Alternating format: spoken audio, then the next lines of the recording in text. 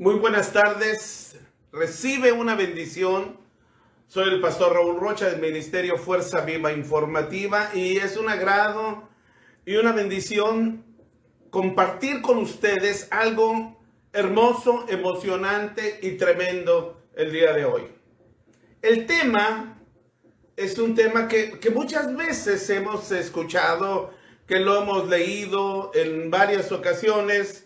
Incluso en muchos lugares, cuando hay gente que está lastimada, se utiliza esto: venid a mí, todos los que están cansados y cargados. Sabes que muchas veces me ha tocado estar en eventos para pastores y líderes, y en ocasiones el pastor se dice: es que sufro mucho, me duele. Y cierto, hay una angustia muy fuerte ahora en el grupo pastoral, hay una terrible deserción, y entonces se utiliza como parte medular este tema, este versículo que está en Mateo 11:28, y te lo voy a leer en el nombre del Padre, del Hijo y del Espíritu Santo a la letra. En la versión latinoamericana y en la versión de las Américas, que prácticamente es la misma. Venid a mí los que están cansados y cargados, y yo os haré descansar. En Reina Valera dice: venid a mí los que están trabajados. En el Reina Valera dice, en el original: venid a mí todos los que están trabajados. Y apegado al original, dice: venid hasta mí. Está hablando del consuelo de Jesús. Todos los trabajados, o todos los que han sido trabajados duramente, y ahí habréis sido cargados, y yo daré reposo. Quiero darte un ejemplo. Cuando tú sales de una piscina, llega el momento en que te sientes más pesado. Y realmente, si pesas 60, 80, 70 kilos, te sientes más pesado, pero sigues pesando lo mismo. Estamos hablando de que te sientes más cargado. Es un tipo de carga. Y mira, 1 kilo pesa lo mismo en Ciudad Juárez que en Mérida, que en México, pero cuando vas de Mérida a México, Mérida estamos a 6 metros sobre el nivel del mar, y en México, cuando bajas del avión, estamos a 2,400 y tantos metros sobre el nivel del mar. Entonces, cuando llegas, te sientes más pesado. Sin embargo, pesas lo mismo. Quiere decir que el aire trae una presión atmosférica. Trae una opresión, te oprime hacia abajo. Aquí estamos hablando de lo que es una carga distinta a cómo se ha manejado. Dice la palabra de Dios, y continúa diciendo así en el versículo 29 de Mateo capítulo 11: llevad mi yugo sobre vosotros y aprendéis de mí, que soy manso y humilde de corazón, y hallaréis descanso para vuestras almas, porque mi yugo es fácil y ligera mi carga. Dice: llevad mi yugo sobre vosotros y aprended de mí, y hallaréis descanso para vuestras almas. Fíjate, no dice descanso para el cuerpo, sino dice descanso para las almas. Entonces, hemos confundido que la carga que está hablando Jesús, la hemos confundido con carga física. Y es una carga espiritual, pero cuando nosotros vemos todo lo que se hace en eventos, congresos, en momentos difíciles, me ha tocado ir en algunos eventos y que los pastores se reúnen, los líderes se reúnen, y llega un hombre y da una prédica y dice: venid a mí los que están cansados y cargados. Y es un lloradero de gente, angustia, dolor. ¡Wow! La gente saca toda la presión que trae. Pero realmente ¿qué es esto? Yo te pido en el nombre de Cristo Jesús que escuches esto hasta el final y te va a dar una perspectiva totalmente distinta a lo que la mayoría de gente se imagina. Fíjate, para entender esta parte, para entender qué tipo de carga, porque hoy el mundo está viviendo una carga, el mundo está viviendo una angustia, la pandemia ha traído al mundo angustia, dolor, carga. Depresión, soledad, tormento, descontrol, incluso una gran cantidad de deserción, no solo de ovejas, sino también de pastores y líderes que dejan de asistir a las iglesias. ¿Por qué? Porque muchas veces la iglesia está entrando en un plan de derrota, en un plan de soledad, en un plan de depresión. Y ¿cómo vamos a aplicar esto a nuestra vida? Quiero que veamos el entorno de por qué Jesús llegó a decir esto y en qué circunstancias y en qué momentos. Vamos a empezar en el capítulo 4 desde el año 30.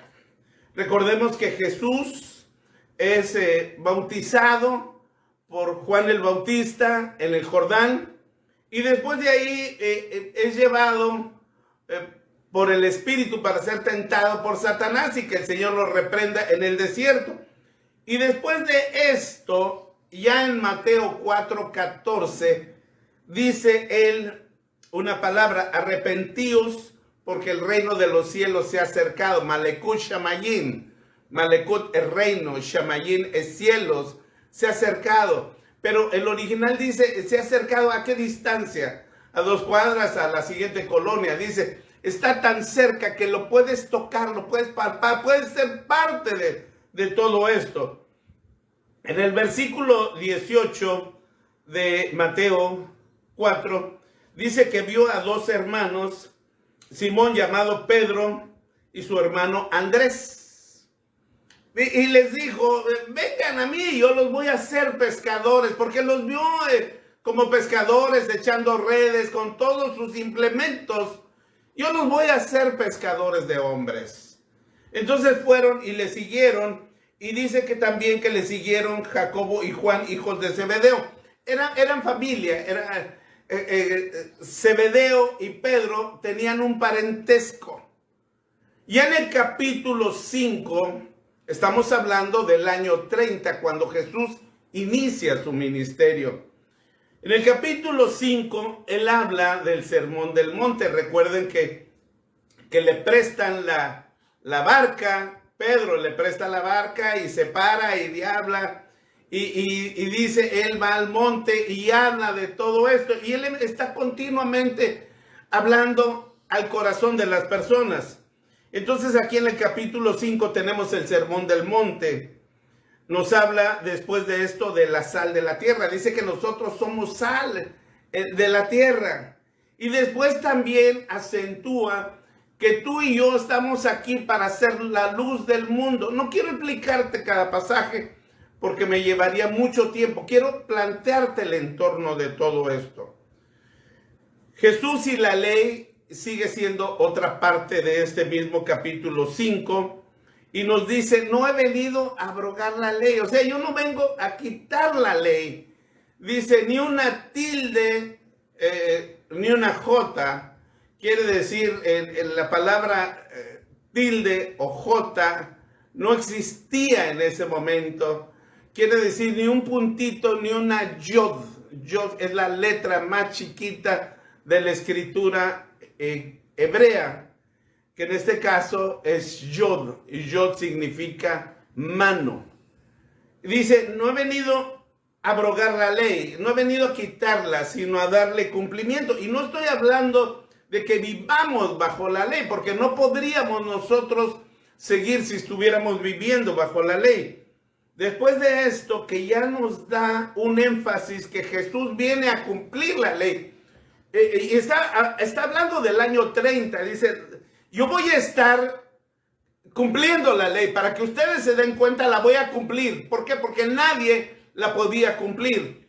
Sin embargo, Jesús asevera y se asegura que él la va a cumplir. Después habla acerca de la ira. ¿Por qué? Porque la ira o el enojo nos hace decir, tener características que no son agradables, porque la ira no viene de Dios, no es algo que Dios nos da. Jesús nos da la paz que sobrepasa todo entendimiento. Jesús también ahí nos habla del adulterio y después nos habla del divorcio. Nos da características y le dicen que si el divorcio es correcto.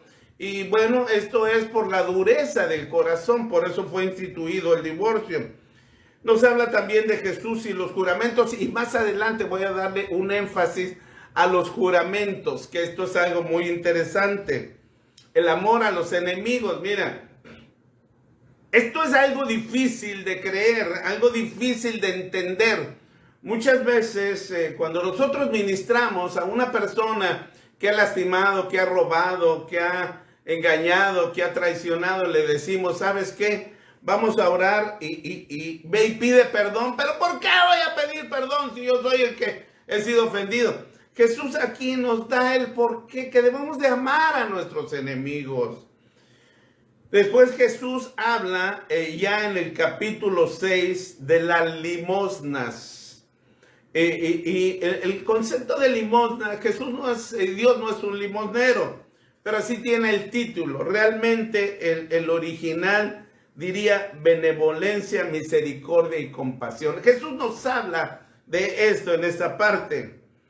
Y ya para el versículo 5 del capítulo 6 le dicen, bueno, enséñanos a orar. ¿Por qué? Porque la oración era totalmente diferente. Se paraban los fariseos, los escribas, los sacerdotes y traían una serie de cordeles o traían el talit y que tenía los tzitzit, o sea, los listones, y hacían oraciones en las plazas, ¿verdad? Y entonces no entendía, la gente normal se sentía incapaz de hacer una oración al Padre, de hacer una oración a Dios. Y le dicen, enséñanos a orar. Entonces, para enseñar la oración, Jesús da varias advertencias.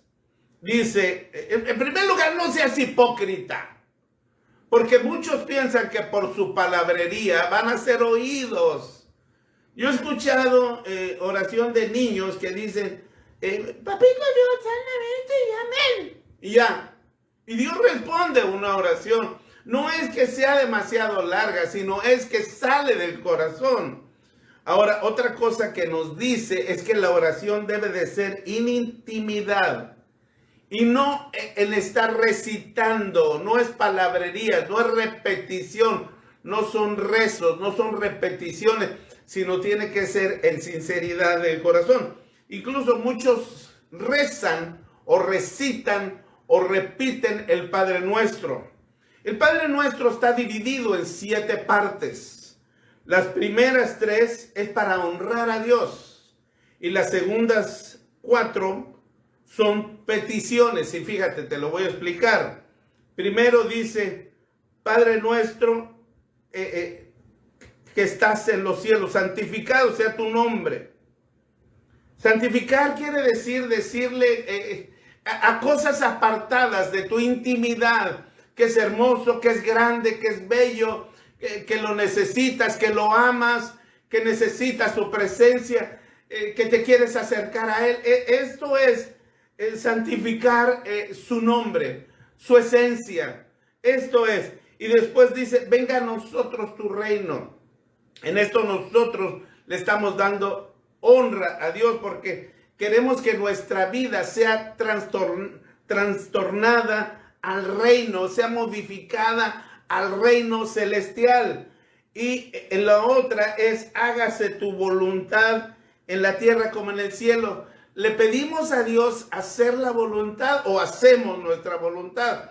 La tierra está haciendo la voluntad de Dios o está haciendo nuestra voluntad. Por eso nosotros es muy importante que le pidamos hágase tu voluntad en la tierra donde yo vivo como en el cielo. En el cielo, en el estrado de Dios, se hace la voluntad de Dios. Entonces nosotros le pedimos que sea esa voluntad aquí en la tierra, en el cielo y aquí en la tierra. Y luego ya después vienen 4 partes más de la oración que son peticiones. En la primera es: danos hoy el pan cotidiano, el pan de cada día. Fíjate, no le dices en la oración, o Jesús no nos dice en la oración, perdona, sino primero danos de comer. ¿Por qué? Porque cuando tú vives una injusticia en alimentos, lo primero que piensas antes que orar, y mucha gente antes que orar, es cómo conseguir. Mucha gente piensa, no, deja de trabajar y ponte a orar. No. Aquí lo que está diciendo es que Dios te va a dar primero el alimento para que tu corazón espiritual sea saciado, y entonces ya le diga: Señor, perdona nuestras ofensas, como nosotros perdonamos a los que nos ofenden. Fíjate, aquí para el perdón, para obtener el perdón, es necesario que nosotros perdonemos. Esto es algo muy importante. La número 6, no nos dejes caer en tentación, no nos dejes caer en tentación. Señor, guárdame. Dice la palabra cuando está Jesús orando por sus discípulos, dice: no te pido que los quites del mundo, sino que los guardes del mal. Entonces, no nos dejes caer en tentación. No permitas que yo sea tentado. Guarda mi vida, Señor. Y lo último es: líbranos de todo mal. Y luego viene la glorificación, porque tuyo es el reino. Y esto es la forma en que nosotros podemos hacer una oración. Tú le puedes decir: líbrame, quítame de aquí, Señor, guarda mi vida, guarda mis ojos para no pecar, guarda mis palabras. En fin, esta es la forma que Jesús está en este momento trayendo un concepto totalmente diferente a los fariseos. Muchas veces a los escribas, a los sacerdotes, a lo que estaban. Recuerda, el título es: venid a mí los que están cansados y cargados, los que están trabajados y cargados. ¿Pero por qué? Ahora, no lo podemos entender si no entendemos todo el enfoque religioso, y esto es lo que estamos tratando. Después de esto, Jesús en el mismo capítulo 6 habla acerca del ayuno, las características de ayunar. Después de esto también habla de tesoros en el cielo, la lámpara del cuerpo, Dios y la riqueza. Le da un enfoque totalmente interesante. Dice: mas buscar primeramente el reino de Dios y su justicia, y todo será añadido. A veces la gente se afana más por el dinero que por buscar el reino de los cielos. Y ya cuando entra el capítulo 7, nos habla de juzgar a los demás. La gente, ¿cómo acostumbra a ser? Acá en mi pueblo decimos criticones, ¿verdad? ¿Cómo se juzgan a uno y a otro? Y a veces nos sentimos perfectos, y esto no es la realidad. Después nos habla de la oración como regla de oro, y esto es algo muy importante. Pedid y se os dará, buscad y hallaréis, tocad y se os abrirá.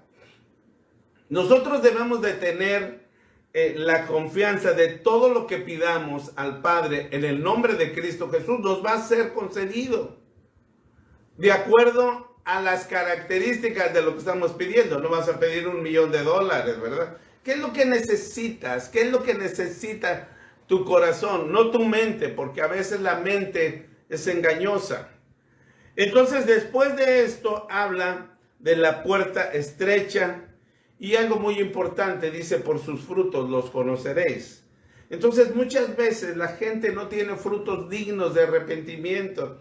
Llega a la iglesia, cree que tiene a Jesús, y lo único que tiene es un remordimiento, pero no tiene un arrepentimiento, y no tiene frutos dignos de arrepentimiento. Después de esto hay otro tema que es: nunca os conocí. Habla de los 2 cimientos, y de ahí empiezan las sanidades y empieza la liberación. En el mismo capítulo 7 nos habla ya terminando de los 2 cimientos y empieza el capítulo 8. Aquí ya estamos entrando al año 31. Jesús sana a un leproso, sana al siervo del centurión que estaba paralítico, sana a la suegra de Pedro, al endemoniado gadareno, y en el capítulo 9 sana a un paralítico. Y le dice, tus pecados te son perdonados. Y en ese momento, porque lo seguían los fariseos, los escribas, los intérpretes de la ley, lo seguían y le decían, esto es una blasfemia. Bueno, para que veas, yo le digo, levántate y vete a tu casa. Toma tu cama y vete a tu casa. O toma tu camastro y vete a tu casa. Y entonces se enojaban los fariseos, criticaban, y llega y dice, este se sienta con pecadores. Luego fíjate, vienen los discípulos de Juan, y entonces, porque Juan el Bautista tenía discípulos, pero llega el momento en que Jesús tiene los discípulos, y los discípulos de Juan se iban menguando. Es más, Juan dice, yo necesito menguar para que él crezca. Pero sus discípulos llegaron como, haz de cuenta que llegan de una denominación y otra denominación. Y dicen, oye, ¿por qué tus discípulos no ayunan? ¿Ustedes aplauden o no aplauden? ¿Ustedes danzan o no danzan? ¿Ustedes ayunan o no ayunan? Y empezó este proceso de religiosidad, de competencia, de ver quiénes son más santos. Y llegan los discípulos de Juan y le dicen precisamente, tus discípulos no ayunan. Después de esto sana a la hija de Jairo, a la mujer del manto, y a 2 ciegos reciben la vista, un mudo habla y estaba endemoniado. Y como salen los demonios, llega el momento en que los fariseos dicen, por el príncipe de los demonios, echa fuera a los demonios. Para hacer un pasaje paralelo a esto, en Lucas 11, del 14 al 28, Jesús habla de un hogar dividido, no prevalece. Habla que sale cuando la casa está limpia y vacía, y salen ya los demonios, al rato se van por otros 7 peores y dice que su estado llega a ser peor. Entonces, cuando una persona ha sido ministrada en liberación, tiene que ser y tiene que permanecer y ser consciente de que esa liberación viene de parte de Jesús. Porque muchas veces la gente tiene remordimiento y no tiene conversión. Creen en Cristo, pero no se han convertido a Cristo. En el capítulo 9, versículo 35, Jesús ve todas estas sanidades, todo lo que estaban haciendo los fariseos, que hacían que no hacían nada. Y que la gente estaba cansada y cargada, angustiada. Y Jesús dice en el 9:35, la mies es mucha y los obreros son pocos. Señor, ¿sabes cómo es esto? ¿Qué es lo que pasa, Señor? La mies es mucha, mira, y los obreros son pocos. Y entonces, en ese momento, capítulo 10, versículo 1, Él hace la estructura de la organización de los discípulos. 10:1, y este es un versículo que yo lo comento, es un versículo perfecto, porque es llamando a sus discípulos, les dio autoridad para echar fuera espíritus inmundos, para sanidad, para enfermedad y para dolencia. Está dividido en 7 partes, porque hay un llamamiento. En ese momento, cuando ve las ovejas que no tienen pastor, cuando él siente que hay necesidad, hay un llamamiento divino. Ahí dice, Señor, la mies es mucha y los obreros son pocos. Mira cómo están todos. Necesitamos obreros, necesitamos personas. No nada más que te amen, sino que vayan y proclamen tu palabra.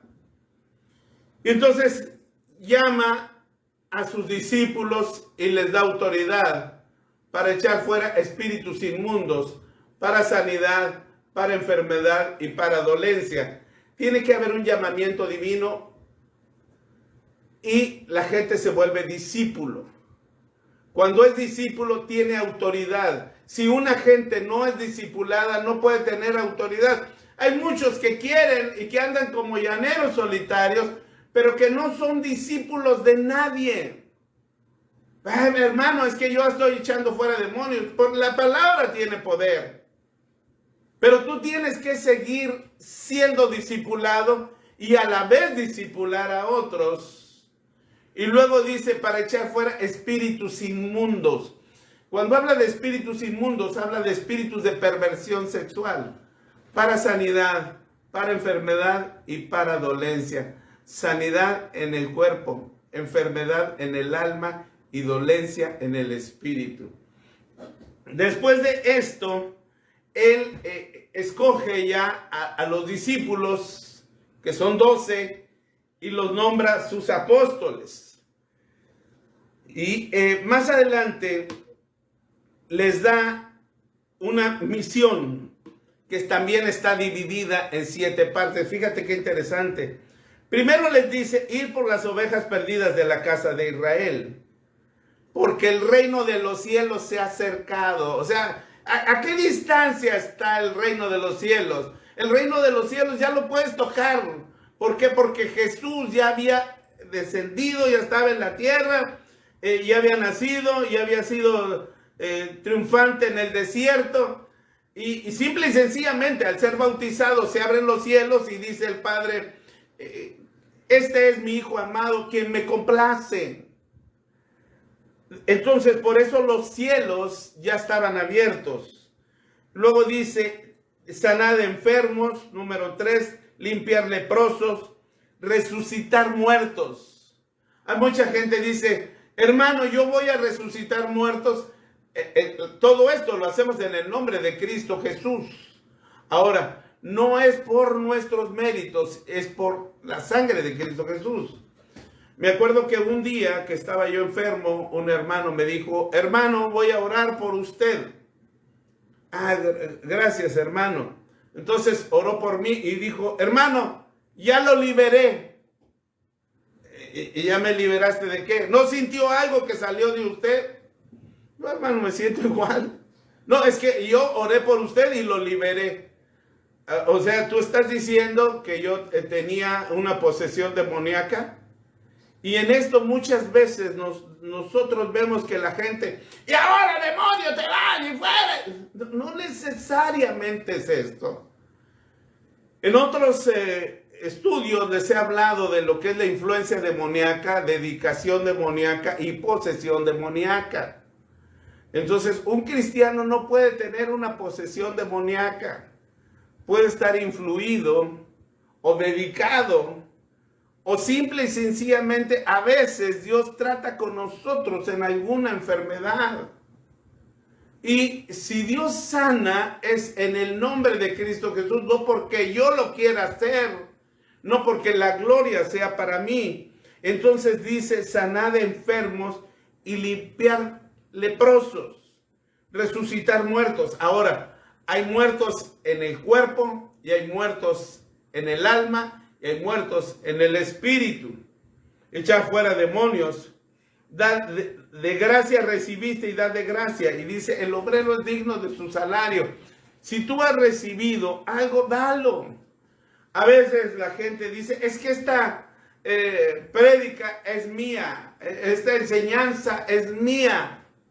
Y por favor, si quieres mencionar algo de lo que está aquí, pon de dónde sacaste.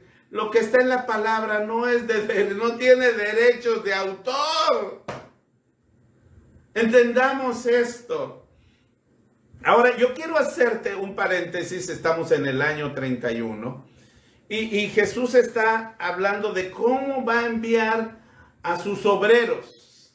La necesidad de que vayan a la mies, ¿verdad? Porque es mucha, a los campos.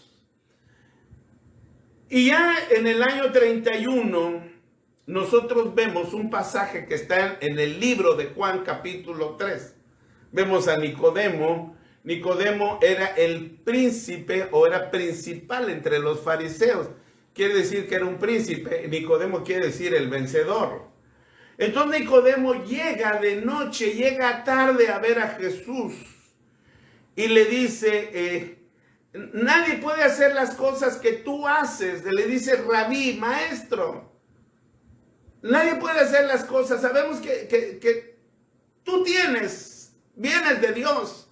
Porque nadie puede hacer las cosas que tú haces. ¿Qué es lo que tienes? Dime, ¿por qué? Porque como vimos anteriormente, había habido una gran cantidad de milagros. Aquí solo se mencionan unos cuantos. Pero Jesús, milagro tras milagro, milagro tras milagro, iba haciendo. Y los fariseos y los escribas estaban allá al alba, como dicen. El escriba es alguien que va anotando, como un notario público. Entonces va certificando, lo seguían a Jesús. Tenía espías abiertamente. Iban y reportaban, y Nicodemo leía esos reportes. Nadie puede hacer las cosas que tú haces si Dios no está contigo. Jesús le dice, tienes que nacer de nuevo. Lo que es nacido de la carne, carne es. Y lo que es nacido tienes que nacer de carne y de agua. A ver, ¿cómo? ¿Acaso voy a entrar otra vez al vientre de mi madre y nacer? Está hablando de una reencarnación. Nicodemo estaba confundido. Ahora, hay una doctrina de reencarnación hasta la fecha y la había en la época de Jesús. Entonces le dice, lo que es nacido de la carne, carne es, y lo que es nacido del espíritu, espíritu es. Te es necesario nacer de nuevo. Nicodemo no lo entiende y le pregunta, ¿cómo voy a hacer esto? Y le dice Jesús, ¿eres tú, maestro de la casa de Israel, y no sabes? Lo que nosotros hemos entendido, y esta parte, este pasaje, en Juan 3:16 dice, porque de tal manera amó Dios al mundo que ha mandado a su Hijo unigénito para todo aquel que en él cree no se pierda, mas tenga vida eterna. Porque no envió Dios a su Hijo para condenar el mundo, sino para que el mundo sea salvo por él. Nicodemo no lo entiende, va choqueado. Había estudiado tanto la ley, pero estaba viendo todos los reportes de los milagros de Jesús. Y entonces él se va. Jesús continúa hablando de las persecuciones venideras, de a quién debes de temer. Dice, no te preocupes si te van a matar, si van a matar tu cuerpo. Preocúpate por el alma, por las cargas en el alma que pueden meter. Porque entonces la guerra es en el alma. Esto es lo que está diciendo Jesús. ¿A quién debes de temer? Y después Jesús habla acerca de la división. Dice, no vine a traer paz, sino vine a la tierra a traer espada. Es impresionante. Jesús viene a hacer un cambio radical en todo. Después habla Jesús y las recompensas. Dice, el que recibe a un profeta, por cuanto es profeta, recibe recompensa de profeta. El que recibe a un justo, recibe recompensa de justicia. Pero aquel que le da de beber a uno de estos pequeños un vaso de agua, el original dice una copa, y la copa se le da solo a los príncipes. O sea, atender a los niños como príncipes, dice, de cierto os digo que no perderá su recompensa. Y luego ya, en el capítulo 11, habla de Juan está confundido y Juan estaba preso. Y le dice, pregúntele si este realmente es el Mesías. ¿Qué es lo que está haciendo? ¿Por qué no me han sacado de aquí? ¿O acaso esperamos otro? Fíjate cómo Juan había sido en este momento inquieto, estaba preocupado. Y después habla Jesús de los ayes en Corazín, en Betsaida y Capernaum. Ay de ti, Corazín, ay a ti, Betsaida, ay a ti, Capernaum. Cuando nosotros vemos después de esto, aquí en Lucas, para hacer un pasaje paralelo, Lucas 10:17, regresan los 70. Dice, los demonios se nos sujetan en tu nombre. ¿Por qué? Porque Jesús tiene primero 4, luego tiene 12, estructura los 12 y luego después tiene 70. Y llegan todos muy oriundos, muy emocionados y diciendo, Señor, los demonios se nos sujetan en tu nombre. Jesús les dice, yo doy potestad sobre serpientes y escorpiones. No te preocupes que los demonios se sujetan. Regocíjense porque tu nombre está en los cielos. Y aquí este pasaje es paralelo al capítulo 11 de Mateo 25. Y dice, te alabo, Padre, Señor del cielo y de la tierra, porque escondiste estas cosas de los sabios y los entendidos y se las revelaste a los niños, porque así te agradó. Fíjate, Dios le está dando, a través de Jesucristo, nos está hablando el Espíritu por medio de esta palabra, de que los secretos, las cosas escondidas, son reveladas a los niños. Y la gente no voltea a ver a los niños. Dice, todas las cosas en el 27, todas las cosas me fueron entregadas aquí, y dice, a quien el Hijo las quiera revelar. O sea, las cosas me fueron dadas a mí y yo se las doy a quien las quiero revelar. En ese sentido, y ya después dice aquí el pasaje que hemos estado estudiando, después de dar todo este recorrido. Y yo te pido de favor que le escuches 2 veces, porque muchas veces estudiamos solo una partecita, pero no entendemos todos los ataques, todo el contexto, todo lo que pasaba con Jesús. ¿Para qué viene y dice, venid a mí los que están cansados y cargados y yo os haré descansar? Tomad mi yugo sobre vosotros y aprender de mí, que soy manso y humilde de corazón, y hallaréis descanso para vuestras almas, porque mi yugo es fácil y ligera mi carga. No está diciendo, vámonos a la iglesia pentecostal o vamos a la iglesia tal o cual denominación. Vengan a mí, venid a mí, venid a Cristo. No te vayas a un motivador, no te vayas a un conferencista, vamos a Cristo. Los mensajes, la palabra que digamos nosotros, la palabra que soltemos, es para que la gente vaya a Cristo, es para hablar del evangelio de Cristo, es para hablar del evangelio del reino de los cielos que se ha acercado, que ha sido declarado por Jesús, que ya lo puedes tocar, que tienes acceso a él. Y no dejarte, no que salgas y digas, ay, qué padre me siento, qué bonito está, ¿qué es esto? No, te va a confrontar, la palabra te va a confrontar. Pero Jesús te dice, yo te estoy esperando con los brazos abiertos. Dice, todos los que estás trabajados o cansados, ¿verdad? Que tienes fatiga, copiao, que has sido cargado, que tienes fatigas y los cargados. Aquí me llama la atención una cosa, fortizo, quiere decir sobrecargas ceremoniales. Santo Dios. Usted cargado de demasiadas cargas ceremoniales, rituales, religiosidad, ansiedad, aspectos espirituales. Esto es lo que Jesús está diciendo. Todos los que tienen demasiadas cargas, que si te vistes de una manera, que si no te vistes, que si diezmas, no diezmas, que si vas, que si asistes, no asistes. Todo esto son cargas ceremoniales, que muchas de ellas apartan al Señor. Que tienes que tocar el shofar 3 veces. Y las iglesias que no tienen shofar no tienen unción.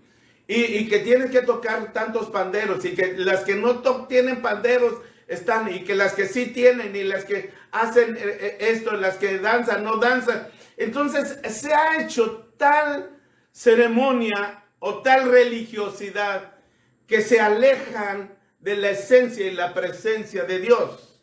¿Qué son fatigas? La palabra fatiga o el significado de fatiga es un esfuerzo físico y mental. ¿Y qué son cargas ceremoniales? Para entender la carga ceremonial, tenemos que entrar a lo que estaba viviendo. ¿Por qué Jesús dijo esto? Y cuando Jesús habla de los escribas y fariseos, intérpretes de la ley, gramateus quiere decir el escriba, viene de grama, letra, el que escribe. Y él viene siendo como un notario público, como los maestros, como los notarios, como los intérpretes de la ley. Y los fariseos eran los que tenían la legislación junto con el sumo sacerdote.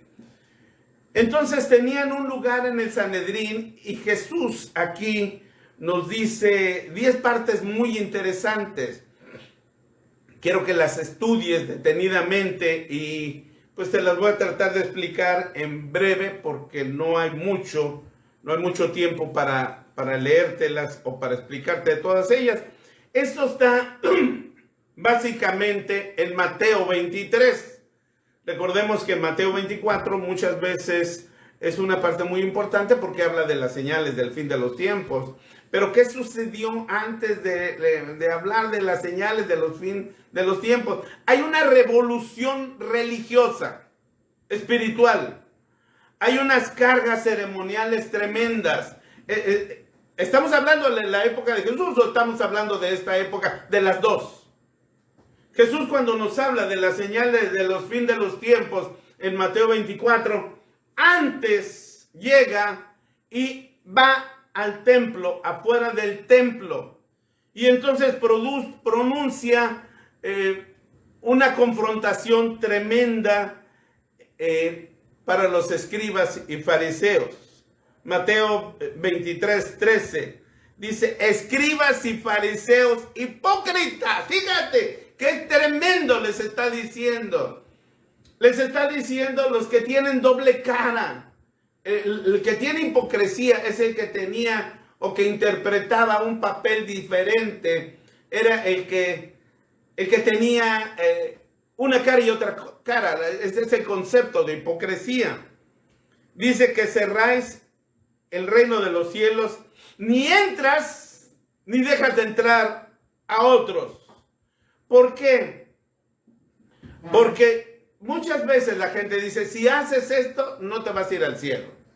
Si haces aquello, no te vas a ir al cielo. Y dice la palabra no por obras, pero había tantos rituales que te limitaban a entrar al reino de los cielos. Y mucha gente está haciéndolo esto en la actualidad. Es que si no vienes el viernes a la oración, porque tenemos velada de oración, pero es que mi niño está enfermo, es que tengo que esto y voy a tener horas extras. ¡Ay de ti! Deja esto. O luego, como dicen, deja que los muertos se entierren a sus muertos, ¿verdad? ¿Por qué? Porque no tengas después condenación. Fíjate, cerráis el reino de los cielos, ni entráis, ni dejas entrar. Mateo 23:14 dice: devoráis las casas de las viudas como pretexto con largas oraciones. ¿Por qué? Porque recibirás mayor condenación. Hay personas que, yo me acuerdo que mi esposa daba un taller que se llamaba Jesús y la oración, o los niños orando, el niño y la oración exactamente, y daba el ejemplo de nuestro nieto, cómo oraba él, y él decía: papito Jesús, papito Dios, así, amén, en el nombre de Tito Jesús, amén. Y Dios escuchaba su oración. Vimos gente sanada, un niño orando de 6, 7 años, Y sanaba a la gente, ¿verdad? Porque el niño lo creía. Y a veces el niño estaba jugando con un carrito, agarraba el carrito con una mano y con otra ponía la mano en un pastor y el pastor sanaba, ¿verdad? Por gracia de Dios y porque el niño lo creía. Pero hay mucha gente que dice, Señor, en este momento yo te pido que abras los cielos y que esto. Y a veces nosotros, y ahora, recibe, Señor, venimos en este momento. Espérame. Y hacían oraciones exigiendo a Dios. Muchas veces la gente piensa que grita más, qué power tiene. ¡Y ahora! Imagínate qué pasaría si tú llegas y le dices a tu mamá, mamá, en este momento quiero que me des de comer sopa calientita con unas quesadillas. Ajá. Dice mi esposa, en la manera de pedir está el dar, el que recibas. Y esto es importante. Entonces, la gente a veces llega y dice, devora las casas de las viudas, buscas gente que tenga, necesitamos, dame tu oración y voy a orar por ti. A nosotros nos mandan infinidad de peticiones de oración y tenemos un tiempo de oración y si necesitas que oremos por ti, lo vamos a hacer. Pero mi oración y la de mi esposa no va a ser tan efusiva como la gente a veces cree que es necesaria una oración. Nosotros le hablamos de ternura y de amor a Dios. Y para que Él se complazca en la petición. Pedid y se os dará. Buscad y hallaréis. Tocad y se os abrirá. Pero no vas a tocar golpeando y pateando la puerta. No. No vas a pedir gritando y exigiendo. No vas a buscar con angustia. Busca con la fe.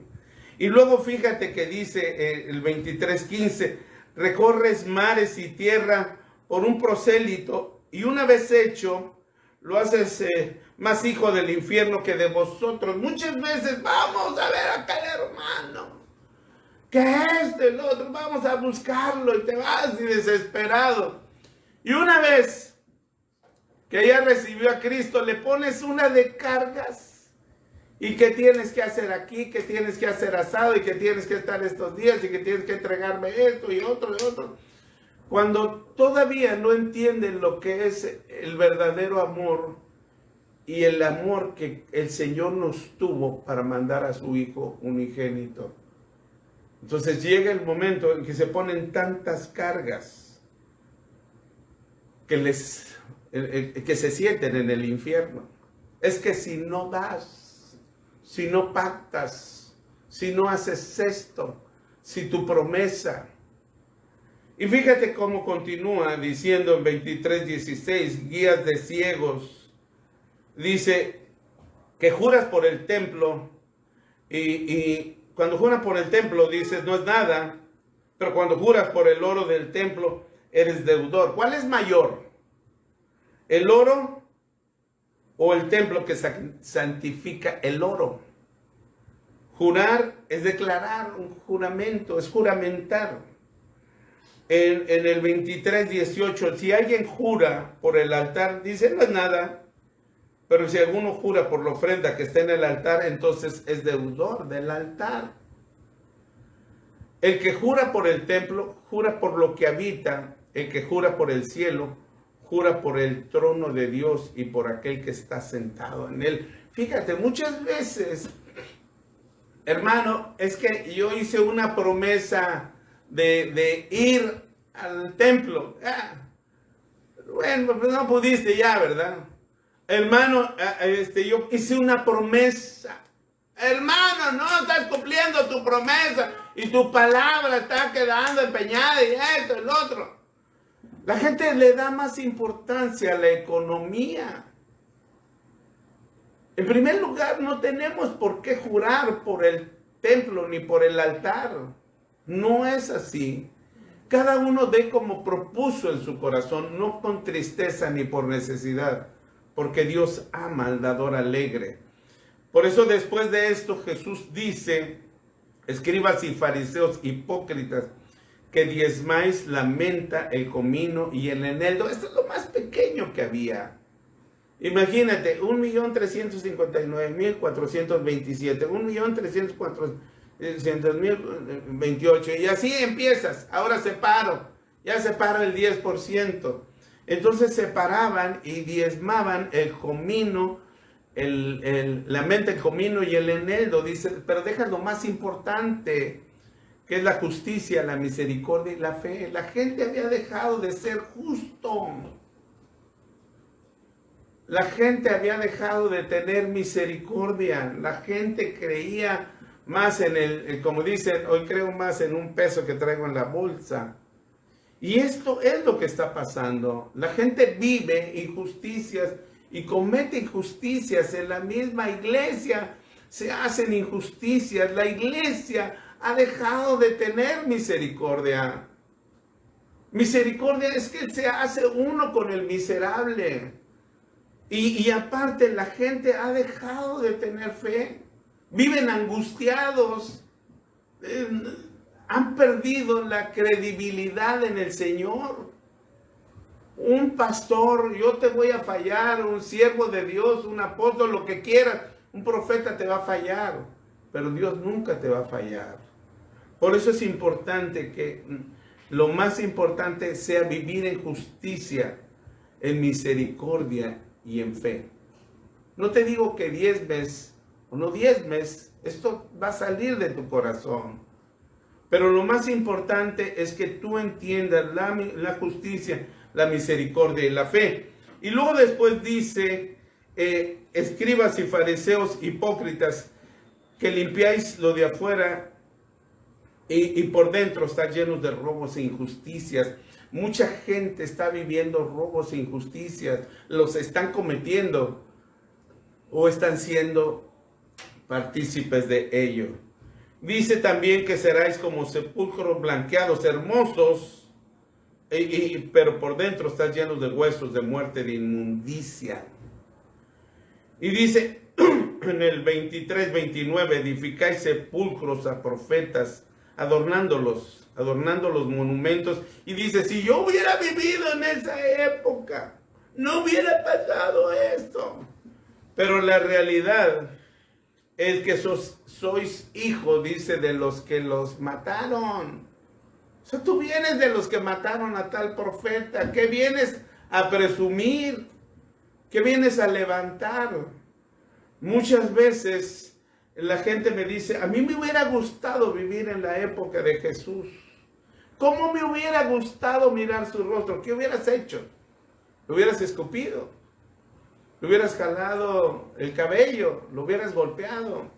Yo creo que si Dios entendemos que es sabio, Él nos puso en este momento para este tiempo, para que demos testimonio de Él. Y dice en el 23, 33, serpiente, generación de víboras, ¿cómo escaparéis de la condenación del infierno? Santo Dios. O sea, todo el sistema religioso, el sistema en que está viviendo Jesús, que seguramente es en el de tiempos finales, muchos de ellos, mucha gente, tenemos que revisarnos nosotros como siervos de Dios, si Jesús nos está dando la llaga en uno de estos versículos. Fíjate algo muy importante que te lo quiero dejar para terminar. Cuando nosotros leemos el capítulo 21 del libro de Juan, lo último que Jesús habla es cuando está en el lago, los discípulos fueron a pescar. Y en ese momento, se dan cuenta que no pescaron nada. Ahora sí que no pescaron ni siquiera una pulmonía, ¿verdad? Y entonces Jesús les dice, a los discípulos que no sabían que era Jesús. Ellos estaban en el mar de Tiberias, que es precisamente el mismo lago de Galilea, pero la parte de Tiberias era una playa privada dedicada al emperador Tiberio. Y se habían ido ahí porque ahí no tenían problemas, ahí nadie los iba a buscar. Y les dice, echa la red del lado derecho. Esto es ilógico para una persona que pesca. No se echa la red del lado derecho, porque a jalarlo jalarías con la mano izquierda. Se tiene que echar del lado izquierdo para jalar con la derecha. Esa es la forma que se pesca. Nosotros vivimos en el mar y así es como le hacen los pescadores. Jalan con la mano derecha, no con la mano izquierda. Entonces, cuando ya se dan cuenta que es Jesús habla con ellos, les hace un pescado rico y lo pone a las brasas y están comiendo con él. Jesús pronuncia varias cosas, le dice a Pedro, Simón, hijo de Jonás. No le dice Pedro. Simón quiere decir, ¿me oyes? ¿Me escuchas? Viene de Shemuel, oyes atento, oyes con atención. Y Jonás, ellos tenían la idea de la paloma, ¿verdad? Jonás quiere decir paloma. Entonces, ¿me oyes con esa esencia del Espíritu? ¿Me estás escuchando claramente? ¿Me amas? Y esto lo repite 3 veces. Y la primera vez le dice, ¿me amas? Juan le dice, pues sí, ¿verdad? Apacienta a mis corderos. Te encargo a mis niños. Te encargo a los más pequeños, pero dales paz a ellos. Y luego después le vuelve a repetir, Simón, hijo de Jonás, ¿me estás escuchando con el Espíritu? Sí, ¿me amas? ¿Me amas más que todos ellos? Pues sí.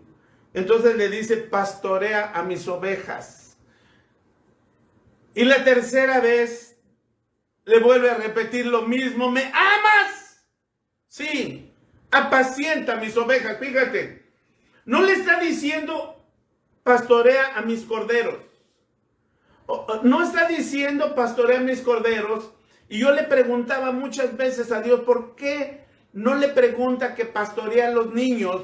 Porque los niños tienen a los padres y el padre es pastor de los niños. El padre tiene que apacentar a los niños, pero a la vez pastorearlos. Es el que los conduce. Y ya siendo adultos, entonces son pastoreados y apacentados. La gente tiene que llegar a la iglesia a tener paz. La paz que sobrepasa todo entendimiento. No a tener cargas. No a vivir en angustia. No a tener todo lo que está pasando. Que lo que está en este momento teniendo es que la gente está poniendo una carga espiritual, religiosa. Eso es lo que está pasando. Cuando nosotros entendemos esto, ¿verdad? Cuando dice cargados, son cargas ceremoniales. Se están poniendo grandes cargas ceremoniales en la gente. La iglesia de aquel entonces, o los hombres de aquel entonces que asistían con los escribas y fariseos, les ponían una ansiedad espiritual fortizo. Y les ponían cargas ceremoniales, que tienes que traer esto, que tienes que traer la ofrenda, que tienes que traer la ofrenda para la viuda, que si ya hiciste una promesa, que si ya hiciste esto, y que tienes que vestirte de esta manera, y que tienes que hacer esto, y que tienes que hacer esta fiesta, y que tienes que hacer esto, ¡ya! Eso es lo que está pasando. ¿Qué es lo que Jesús dice ya cuando se va? Después de esto, en Hechos 1:8, dice, pero recibiréis poder cuando haya venido sobre vosotros el Espíritu Santo, y me seréis testigo en Jerusalén, Judea, Samaria y hasta lo último de la tierra. Me seréis testigo. Me vas a hacer mártir. Tú vas a tener problemas, pero no tengas temor. Yo estoy con vosotros hasta el fin de los tiempos. Y mucha gente no lo entiende. Mucha gente quiere seguir haciendo ceremonias rituales, porque de esa manera creen ganar favores. Y la realidad es que no es así. No es así. El Señor te ama. Y el Señor quiere que tú y yo le amemos de corazón. Esto es, no con yugo de hombre, sino dice, venid a mí y llevar mi carga. Entonces, nosotros tenemos que ir a Jesús. Hermano, en el nombre de Cristo Jesús. Yeshua HaMashiach, como quieras decirle. Yeshua, Jesús. Ven a Jesús. Venid a mí. Venid a Jesús. Y Él dará descanso. Él dará paz. Él dará consuelo. Y Él te ayudará y te quitará esas cargas que tienes. Esas cargas que como hombres, como religiosos hemos hecho. Y hemos hecho de la iglesia un centro ceremonial con tantas divisiones que no es precisamente lo que quiere el Señor. Yo quiero bendecirte y en el nombre de Cristo Jesús, que toda carga sea quitada de ti. Que todo trabajo sea quitado de ti.